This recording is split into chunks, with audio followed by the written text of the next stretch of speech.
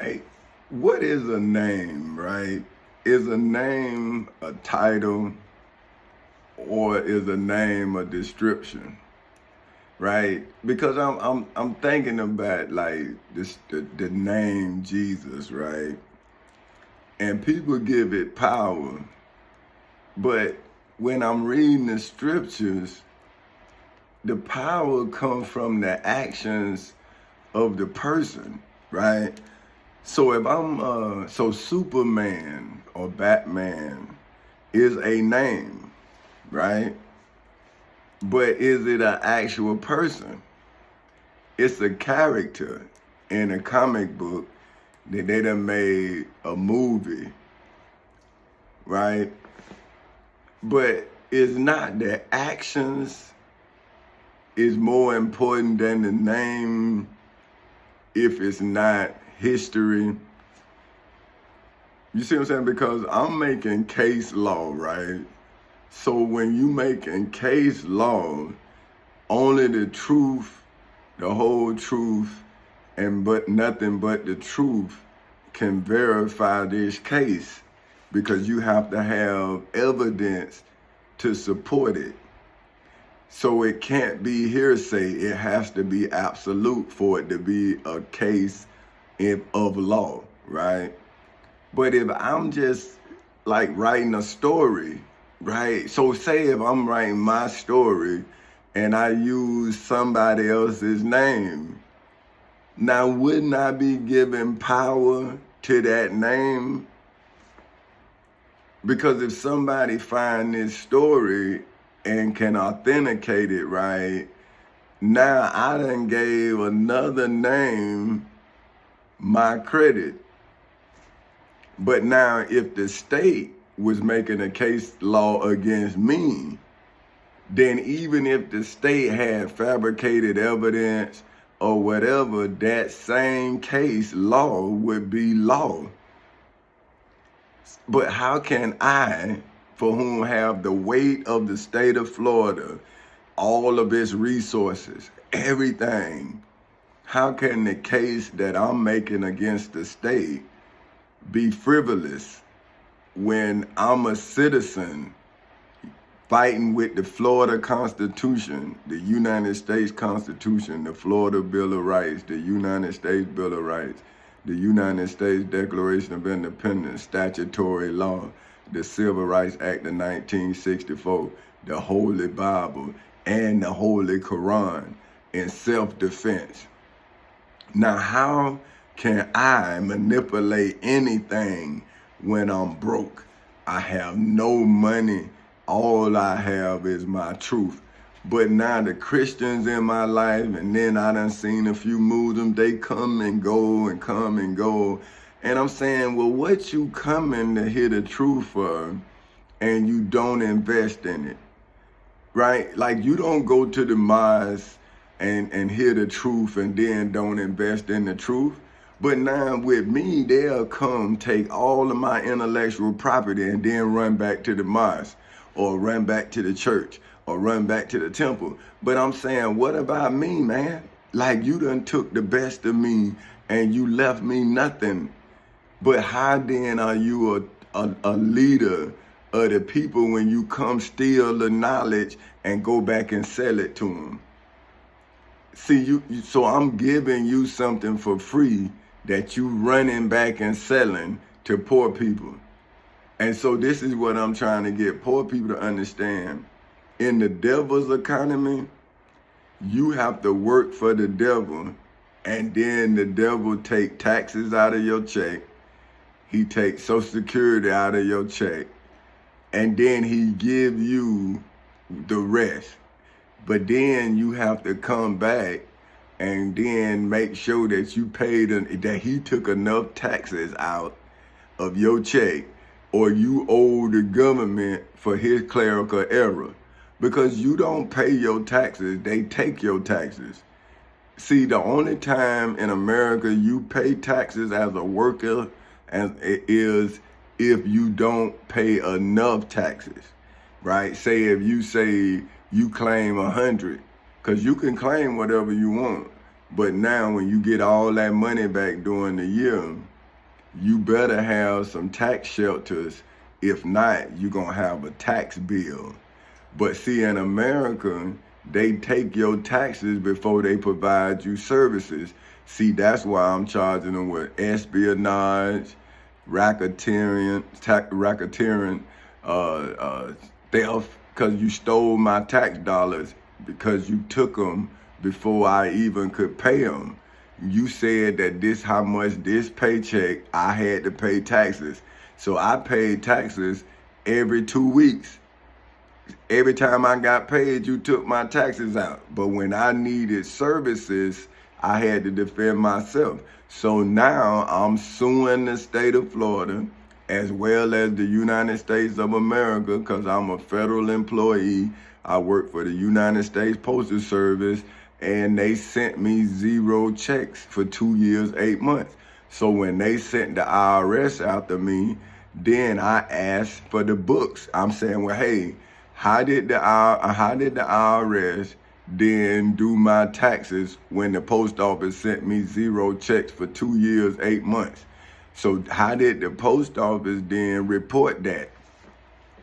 See, and I'm saying, so now when the government and the IRS, because I get my check from the Treasury Department.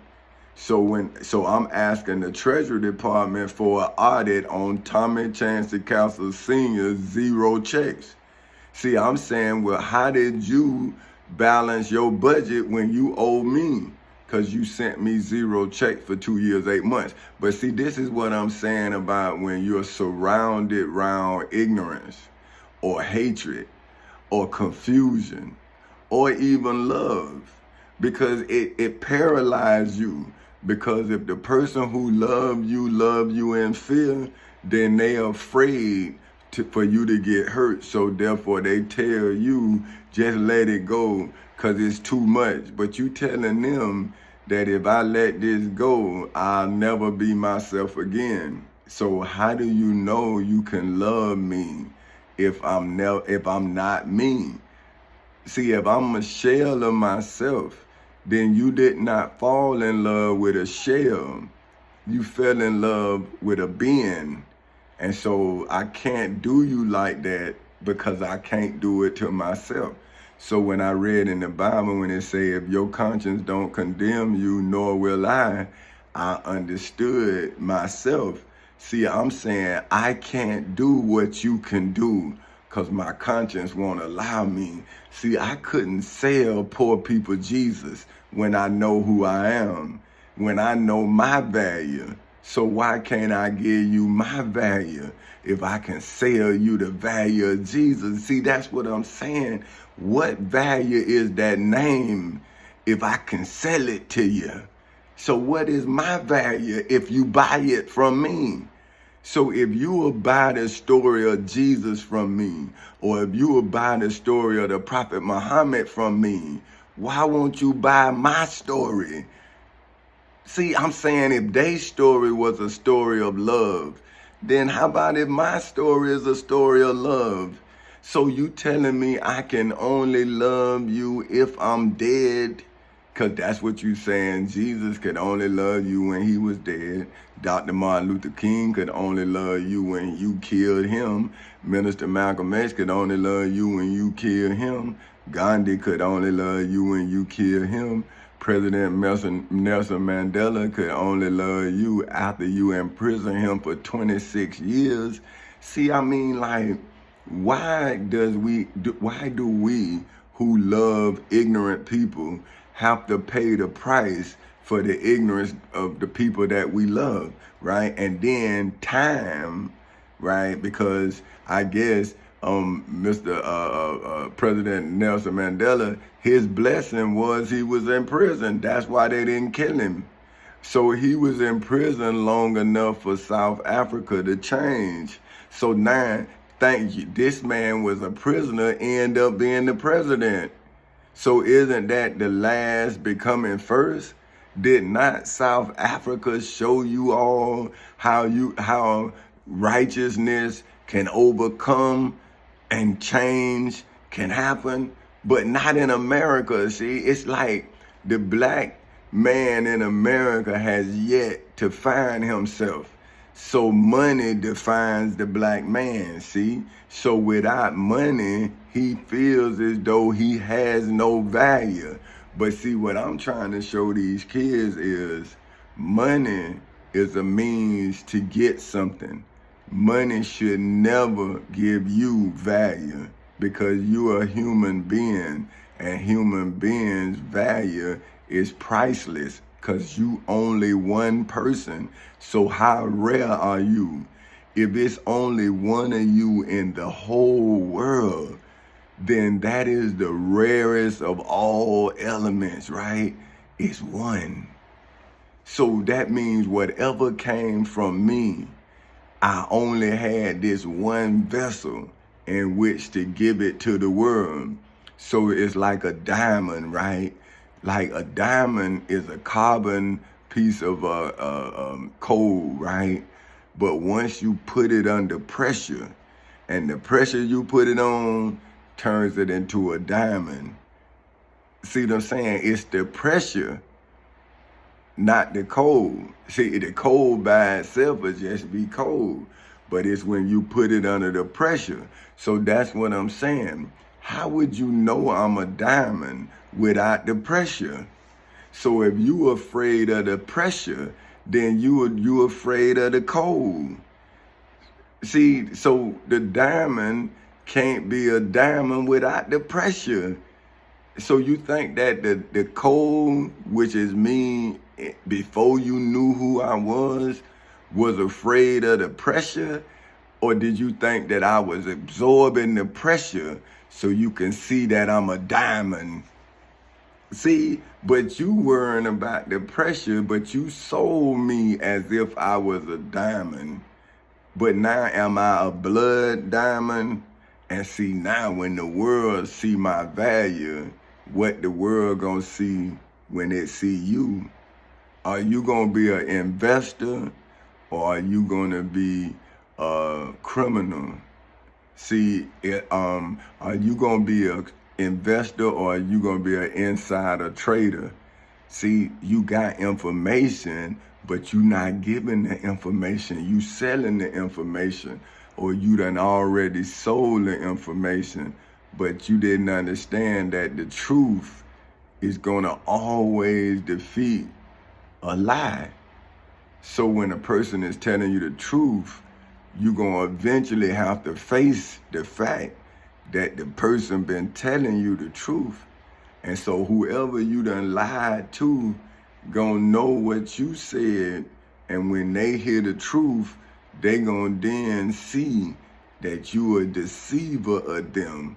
So what kind of leader won't admit when they see that they wrong? See, a good leader understand when they in a situation. So then a good leader would then delegate authority. Like, hey, look, you might be a little smart at this. You might be a little smart at this. And when you put everything together, you're going to come up with a remedy to the problem. But see, when you think that you know everything, then you find out that you don't know. Now look how far in the hole you are. See, now you in the point of no return, and you got all of these people you done misled, but instead of you delegating authority, you put it on yourself thinking you could fix it. But how could you fix a lie when the truth done been born through the pressure that you applied with a lie? So all you did was made carbon a diamond, and now that the diamond's shining, you now are not a diamond, but you just a piece of regular dirt. See, you wasn't cold. See, you was just dirt. You wasn't carbon. See what I'm saying? So when the pressure got on you, you became glass. See, that's what, that's how they make glass. It's dirt, and they put the dirt under pressure, and then it becomes glass. And see, now you breakable. And when you break glass, what good is it? It's broke. But see, even if you break a diamond, every chip is worth its weight.